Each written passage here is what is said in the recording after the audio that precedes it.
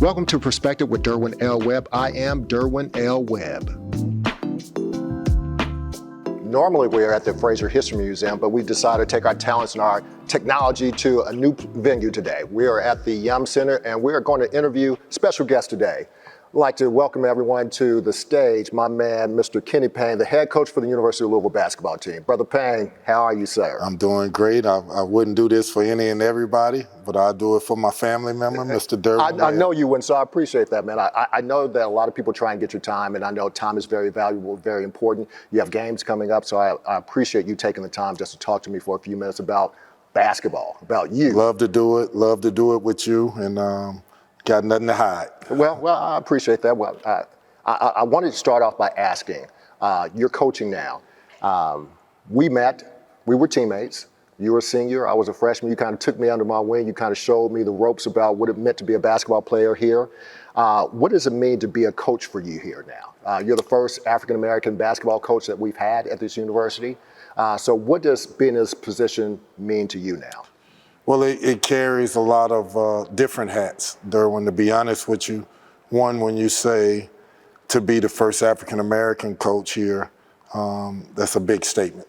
That's a huge obligation, a huge responsibility to this black community, to represent them in a way with class and dignity and humbleness, but also try to put a product that they can be proud of. That's one hat. Another hat is my blood, sweat, and tears. My love for this university, playing here, having brothers like you and all the former players that have played at this university, I feel a connection to. I took this job not just for me. I took this job not just to say I'm a head coach, but I took this job to see how many of my people I can help. I love this community. I love the black community. I love the business community. I love the university. And I want to bring back to the university where it should be, the way that this program should be looked at. And, you know, it's hard to say this without offending people, but it's been broken. And I feel like my job is to fix it. And it's hard. Do you feel like it's harder because you're a former player? Do you feel like it's harder on you? You're wearing more hats than just being a coach. What has the job actually meant to you, actually sitting in the seat now? The job means it's a lot of different facets to it. You talked about being a former player. It wasn't easy. It wasn't easy. And I remember you talk about not being easy when you first got here. So I would employ people and beg people to go back and listen to that press conference and think about what I said, because I didn't have a typed out message. It was all from my heart. And the number one thing was, it's gonna take time. Another thing was, I can't do it by myself. It's gonna take a community, a university, administration, a state to all help me build this and build it back to where it belongs. It's gonna take all my former brothers that played basketball at this university to help me. All the business leaders in the community to help me.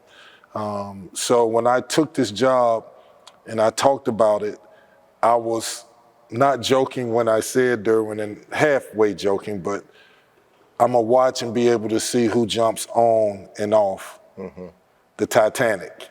And it's been interesting to see how at one point people were happy, ecstatic. And at another point, people were, oh, I don't know if this could work. Well, when it's broken, you have to go through that to get to the healing part, to get to the fixing part, to get to the part where it's headed in the right direction. So what do you say to the fan that says, okay, we understand that you have some challenges. What does that mean to me? Can you talk about those challenges that you've actually had to experience when you first took the job and the challenges now? I mean, there's so many that people would never understand. I mean, the first challenge is, are we getting the death penalty? This university was on the verge of being sanctions coming down and penalties coming down from an NCAA violation. And not just what that meant to the university at the time, but what that meant no matter what happens. So what does that mean when you try to go out and recruit and there's been this reputation that this program is going to get the death penalty and you don't get it, right? So when you don't get it, there's still residue left over, and trying to fix that. And then there's players that last year, for example, those players, they didn't deserve what they got. And so what ends up happening, and I said it and people don't understand it, this really is my first year. Because last year we were just hanging on to the rope. Whatever we had, and we had to keep and try to win with it. But with all that being said, all the challenges that are out there, all the adversity that we've had, I love being here. I love helping kids. We're not winning the way that I want to win, nowhere near it. But I go to work every day knowing that I haven't cheated one person, and I can hang my hat on that. If I didn't have that, I probably would go crazy. Well, I tell you this, I listen to the talk shows a lot. I listen to a lot of different people talk about different scenarios. They say that you should be further along now because they compare you. I hear the name Jerome Tang. Yeah. Jerome Tang was able to turn around in 1 year. Why do you think you haven't been able to turn it around like everyone thinks you should have by now? I would say a number of factors. One is, again, in 1 year, it's not enough time to really change a program around. The dynamics of NIL has changed this whole thing. It was new when I came in.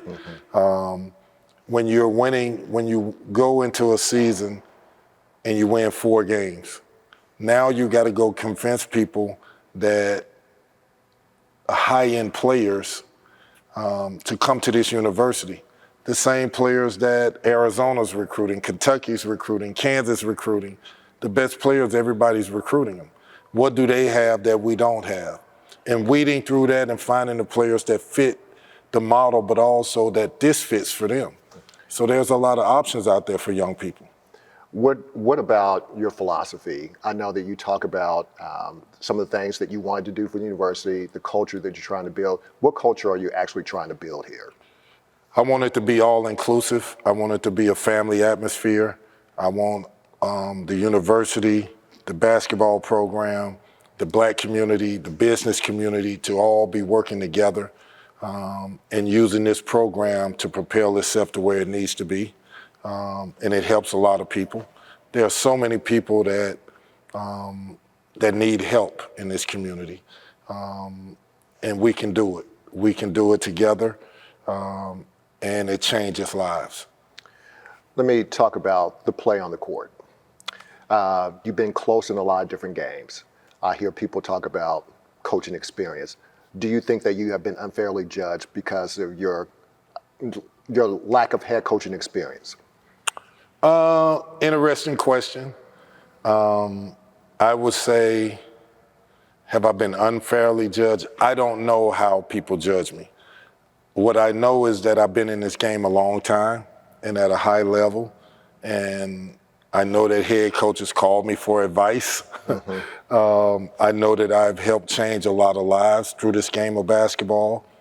I would say that it's too early to judge what we're doing right now. I would say that when I took this job, I talked about a 3 or 4 year window. And at the end of 4 years, if you don't see a major change in it, then yeah, you can say it's a failure. But with that being said, to me, in my mind, this is year 1. Because you can never imagine what it would have been like to get the death penalty. But even though we did get the death penalty, if you get what I'm saying. I get what you're saying. Talk about the injuries. I know that you've had JJ out, big 7-footer, he's out. How has that really affected what you have projected for the season based upon their absences?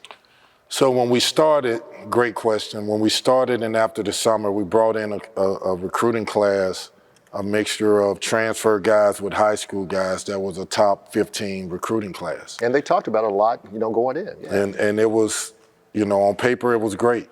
But what happened was in the summer, a kid decides to go to Australia and play a position that he's never played before. And they gave him a lot of money. it was a mistake on his behalf, but it affected this program.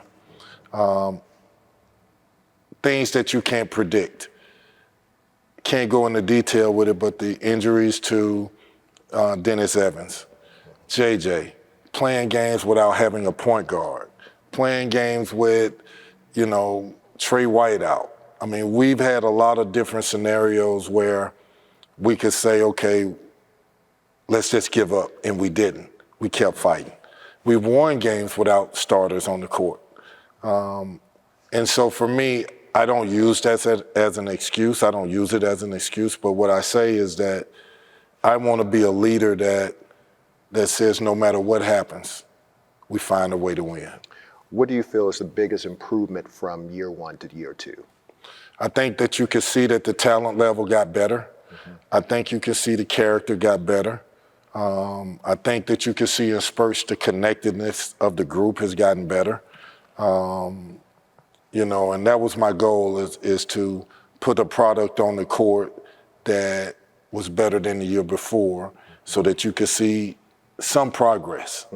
And then it wasn't going to be the end all or be all, but also knowing you could see the pieces are falling into place of what we're really trying to build and have the elite of the elite, whether it's the elite of the transfer portal, the elite of high school players, coming into this environment, gobbling up what we have to offer, and showing other players, the future players, why you come to Louisville.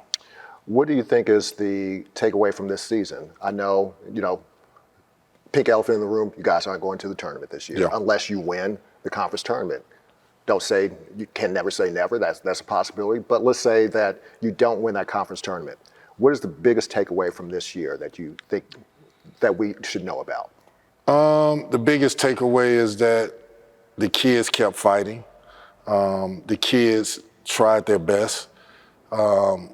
That regardless of if there's a talent gap between high major universities, the top programs and us, that the gap is closing. That should be a major takeaway. The gap is closing.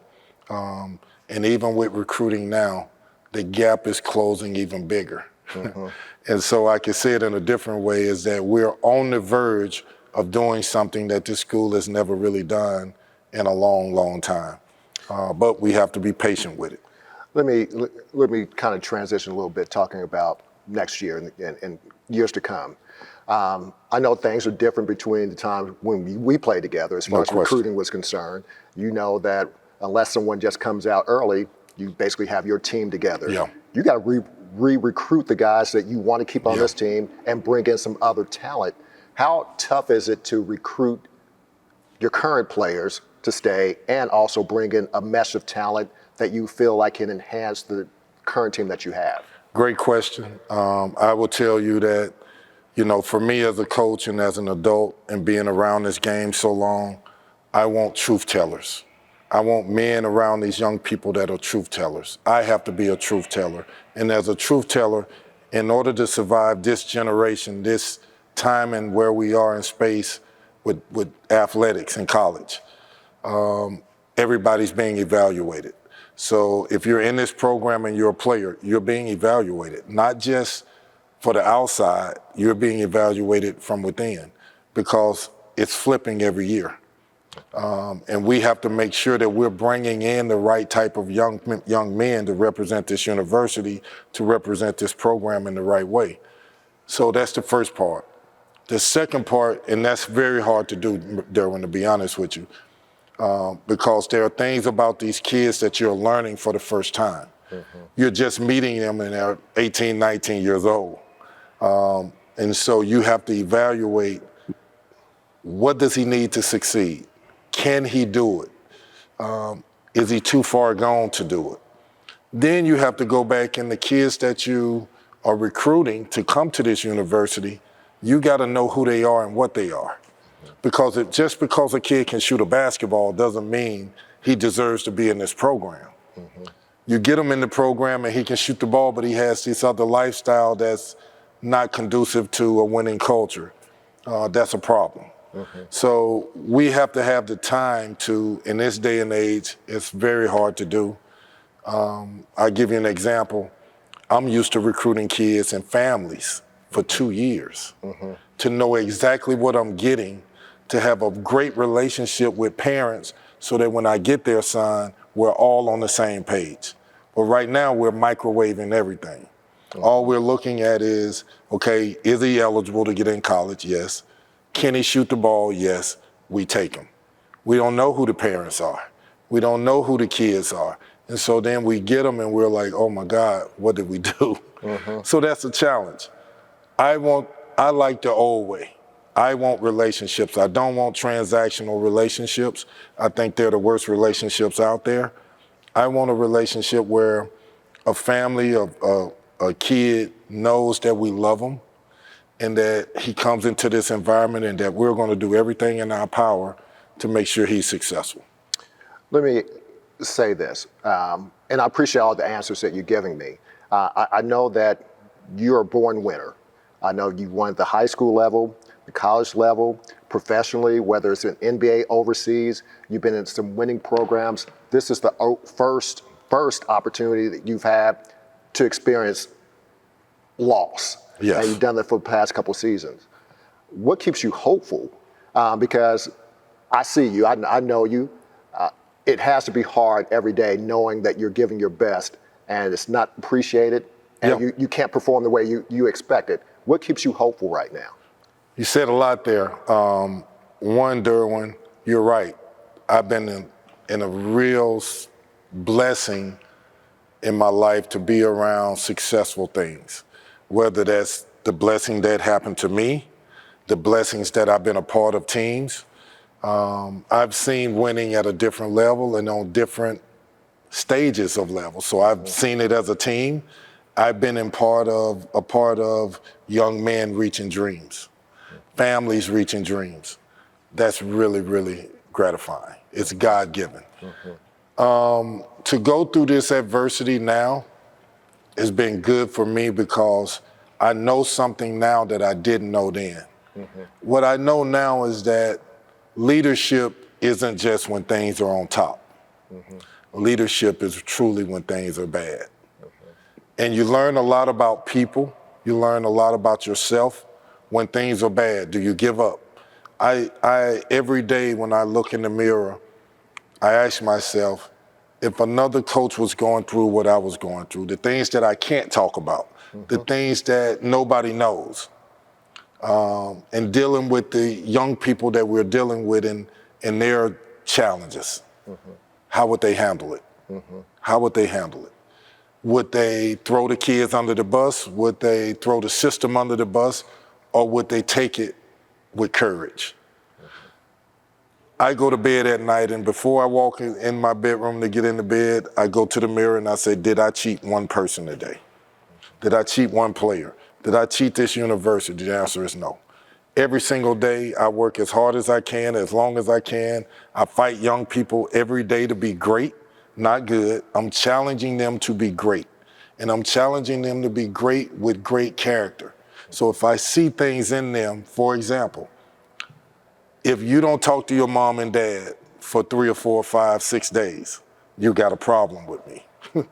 Your parents are in this battle with you, and it's hard, and we're going through adversity. If you think that you can neglect them and they go through this, that's a problem because you're torturing them. You're a parent. Can you imagine somebody saying the things that they say about young people in this generation when they're not getting what they want and how that kid digests that? So I just try to do what's right by everybody. That's the simplest way to put it. I appreciate that answer. You talk about what you do for other people, how you fight every day, how you're fighting them, how you're trying to make them better. Who do you talk to? Because it has to be lonely. I'm a judge. Yep. And I know that there's only so many people that can understand what I go through because not everyone's a judge. Not everyone's the University of Louisville basketball coach. I remember having a conversation with Coach Mack one time, and I said, now you understand what it means to have 24,000 assistant coaches in the building every time you lose a basketball game. Oh, yeah. You have that along with other friends and family that want to get in your ear and talk to you about certain things. Who do you talk to that you feel confident in and making you feel better about what may have happened the night before? I don't know about making me feel better. But who do you talk to about some of the things you have to go through? Maybe that's a better way of putting So, it. so for me, and I think every person should have this, a board of directors. And a board of directors is trusted people in your life that every move you make in your life, they're with you in every decision. So I have a few of those. One is a guy named Lynn Merritt, who was the senior vice president of global basketball for Nike. One is Junior Bridgman, Wade Houston, Larry Brown, Leon Rose, William Wesley. There's been Pat Kilkenny, Phil Knight. There are people in my life, John Tyson, that I can call on and say, okay, this is what it is, and they give it to me out of love. Mm-hmm. They give me, okay, Kenny, this is gonna be all right. I see it. I'm looking at it objectively, and you're gonna be all right. So for me, if you got a board of directors and they know what you're going through and they love you, and love is also telling people the truth. Mm-hmm. Wade Houston, for example, says, Kenny Payne, I love you. You're a great coach. You work hard. The product on the court has to be fighting for people to understand what you're doing. So if these kids don't fight, it's not going to look right. We know you want to fight, but they have to show people the fight. Biggest takeaway biggest lessons you've learned over the first couple of years here? One, again, leadership from the bottom. If another successful person was sitting in my shoes, how would they handle the failures, the adversity? To me, that's a true testament of who you are. Example, I recruit players and I don't always want to see them play well. I want to see them struggle. I want to see how they mannerism, how they body language, how they talk, how they act when things are bad. I want people to look at me. I want these players to look at me and say, okay, he's going through all this and he's only focused on one thing, seeing us succeed, seeing us come closer together, seeing our chemistry get better, seeing us, no matter if we lose every game, seeing us never changing his belief in us. At the end of every practice, at the end of every meeting we have as a team, I say this to the team, I believe we're winning. Do you? I believe we're winning. We're prepared. We watch film. We talked over it. We go through strategies. I believe we're winning. I work you hard. I condition you. I teach you about fight. I make you fight in practice. I believe we're winning. I make you shoot the ball till your hands hurt. I make you work on your ball handling. I believe we're winning. Do you? The preparation to success is hard. I'm more about the preparation and the process than I am the actual product. You're going to win based on how you prepare. And knowing that if you happen to not win, we don't give up. We don't quit. We don't change our mindset. We don't say, okay, it's impossible, we can't win. We keep fighting. I don't only have you for a limited amount of time, and I appreciate the time. What would you say to the fan that says, I don't need a year 3. I've seen what happened the first 2 years. What can we expect for year 3 out of you or out of the team? If things go the way they're supposed to go, I think you'll see a product that has unbelievable talent coming in. I think if things go the way they're supposed to go, that you'll see a product on the floor that you will be shocked at. Every single day there are people calling and saying, I want to be a part of this program. I'm watching what you're doing offensively. I'm watching what you're trying to get these kids to do. I want to be a part of that. And they're not just watching the wins and losses and not just watching the negativity from social media. They're watching the actual product on the floor and they're watching what we're trying to get done. And they're saying, I want to be a part of that. So for me, that is another indicator that you're on the right page. Is there any specific message that you would like to give the fans as you close out year 2? I would say be patient, and I know that's hard to do. I would say look beyond what your eyes see and Be inquisitive about what we're trying to do here. Go back and look at my press conference from day one. I didn't come here for me. I didn't. So people can say, okay, you make a lot of money. I didn't come here for money. I didn't come here to say I was a head coach. That meant nothing to me. Being a head coach is just a title. Do you inspire? Do you help? I came here to help people, help this community, help these players, help our university, help my former players, guys like you, because what I don't want them to ever forget you. You helped build it, and people need to know that. Got one final question. How is it coaching your son? I have boys, and I remember when they were little, being able to coach them, and it was always pride. How does it feel to be the coach for your son? Is it tough? And how does it feel actually being in that position with him along the team with you? It's good because he gets to see what I go through every day. And we were at the University of Kentucky together, and that was a different, Is that in Lexington somewhere? Yeah, somewhere there. Yeah, okay. But he got to see that part of me. And then now he's seeing another part of me. And he's, at some days, he's like, you're not as mean and tough as you used to be. Well, now I have to be a psychologist as well. But to answer your question, I love being with my son every day and him going through this journey, and we're going through it together.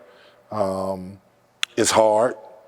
It's hard because there are things about my son that you would never know and that I don't really talk about. My son, at an early age, 8th grade, 9th grade, was training with Julius Randle, Devin Booker, Anthony Davis, Shea Gilgeous-Alexander, P.J. Washington, Bam Adebayo. The list goes on and on.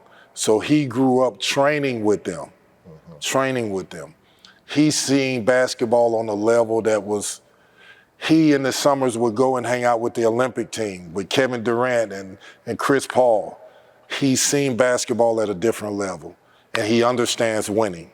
So to see him on the court at times fighting, that's all it's about. It ain't about you making a shot, making a pass. It's about your will to fight to win. I'm proud of him because when I put him in a game, I see him fighting. And I see him saying, Dad, I'll fight for you. Just put me out there more. And I love that. And I love for him to get this lesson that success in athletics does translate to whatever you do in life. You're an example of that. And I want him to know that. Man, I know you have to go, so I wanted to say once again, thank you for your time. I remember meeting you. You were one of the first players I met on my recruiting trip. When I first got on campus, you always welcomed me in, and used to come home with me a few times during the season, after the season. So I don't only call you a teammate, you're my brother. We're brothers. You're my family, and I appreciate everything that you've done for me and also for the university. Well, we did it for each other, right. and that's what makes this so good is that, Derwin, yourself, and so many other former players, the love that we have for each other, most people can't identify with it. They just look at us and say, okay, we were players at the university. It was so much more than that. Right. There's a bond that we all have that we all need to hold on to, because if not, time will make it disappear. Right. And we have to make sure people don't forget. Right. Man, I appreciate you. Man. Thank you, brother. But as we close the show, remind our audience, it doesn't matter what I say, doesn't matter what he thinks. At the end of the day, it's all a matter of perspective. Thank you for joining us today.